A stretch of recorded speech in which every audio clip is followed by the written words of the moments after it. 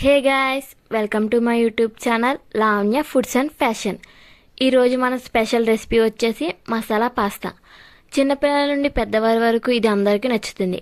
అలాగే ఇంట్లో ఉన్న ఇంగ్రీడియంట్స్తోనే ఎలా తయారు చేసుకోవాలి వీడియోలో చూసేద్దాం. ముందుగా ఒక కడాయి పెట్టుకొని 4 నుంచి 5 కప్పుల వాటర్ వేసుకోవాలి. ఇది బాయిల్ అయ్యాక 1 టేబుల్ స్పూన్ ఆయిల్, కొంచెం సాల్ట్, 1 కప్పు పాస్తా అయితే వేసుకుంటున్నాను. ఈ పాస్తా కుక్ అయిన తర్వాత స్ట్రైనర్లో స్ట్రైన్ చేసి ఒక ప్లేట్లో తీసుకొని పాస్తాను ప్రెస్ చేసి చూస్తే సాఫ్టీగా ఉంటుంది. లేదంటే మనం తినేనా చెక్ చేసుకోవచ్చు.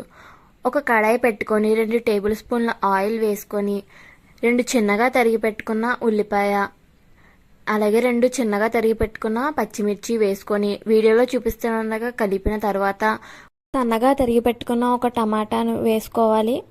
ఇలా వేసుకున్న టమాటాను మరొకసారి కలిపి 2 మినిట్స్ కుక్ అయ్యాక అల్లం వెల్లుల్లి పేస్ట్ 1 స్పూన్ వేసుకొని బాగా కలిపి 1/2 టీ స్పూన్ ధనియాల పొడి, 1/2 టీ స్పూన్ గరం మసాలా వేసుకోవాలి.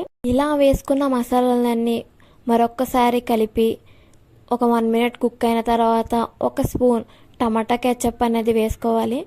ఇలా వేసుకున్న టమాటా కెచప్ మరొకసారి కలిపి ముందుగా ఉడికించుకున్న పాస్తాలని వేసుకొని హై ఫ్లేమ్లో కలుపుతూ ఉడికించుకోవాలి.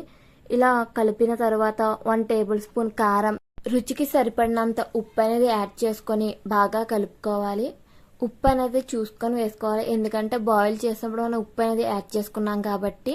చివరిగా కొత్తిమీరని యాడ్ చేసుకొని వీడియోలో చూపిస్తున్న విధంగా కలుపుకొని ఒక 10 మినిట్స్ కుక్ చేస్తే మన ఎమ్మి మసాలా పాస్తా అనేది రెడీ అయిపోతుంది. మార్నింగ్ బ్రేక్ఫాస్ట్గా కానీ ఈవినింగ్ స్నాక్ ఆర్ డిన్నర్గా కానీ తీసుకోవచ్చు.